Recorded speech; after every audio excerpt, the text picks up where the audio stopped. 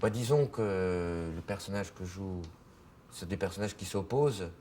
Donc par rapport à celui de Jacques Pieller, qui était plus torturé, plus mélancolique, c'est quand il y a un torturé, un type mélancolique qui dit non, ça va pas marcher, il faut qu'on fasse un film plus politique que ça, il faut qu'on fasse ça, et qui a l'air de fatiguer, ben forcément l'autre devient le pôle plus positif, celui qui va de l'avant, qui n'est jamais à court d'idées, même quand il a des mauvaises idées. Et d'ailleurs, souvent, quand il y a des doublettes de scénaristes, c'est tout à fait vrai. Il y en a un, celui qui est tout le temps sur la quiétude, au bord du manque d'inspiration, qui est sans arrêt à douter de tout, et l'autre qui est chargé simplement de fournir, fournir, fournir, et qui sait que même les mauvaises idées, il y a un moment, il faut les fournir. Quand on fait un scénario, il faut aussi en passer par les mauvaises idées. Il faut qu'il y ait quelqu'un qui est là, le courage et le sourire, pour proposer, parce qu'il faut proposer, il faut qu'il y ait un robinet qui soit toujours ouvert.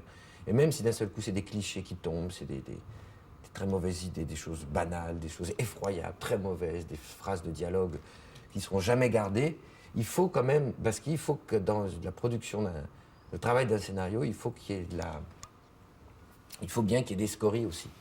Il faut que pour qu'il y ait des pépites, une pépite, elle ne peut pas arriver toute seule comme ça. Il faut qu'elle arrive au milieu de tout un ensemble merdique.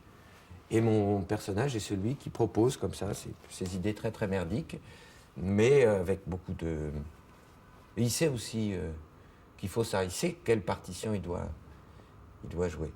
Parce que c'est parmi les mauvaises idées aussi que d'un seul coup, celui qui a la conscience dit ouais, ça c'est bien. Mais il ne pourrait pas le dire s'il n'y avait pas toutes ces scories. Et ça ne lui empêche pas de donner de bonnes idées aussi. Mais c'est ça qui m'a touché aussi, c'est tout à fait, finalement, je crois que tous les couples de scénaristes, que ce soit Guédiguian, Milési, ou que ce soit, je pense à moi et mon frère, parce que je tiens un peu ce rôle-là aussi, moi, avec mon frère. Je propose à mon frère, je lui peux écrire des pages et des pages, et je m'en fous de savoir que sur 25 pages, il va en garder qu'une. Parce que je sais qu'il aura fallu ces 25 pour qu'il y en ait une qui tienne. Voilà, souvent avec mon frère... c'est ça, je bavarde, je propose, je bats un petit peu la semoule comme ça, je la remue dans tous les sens. Et mon frère peut rester comme ça des heures en disant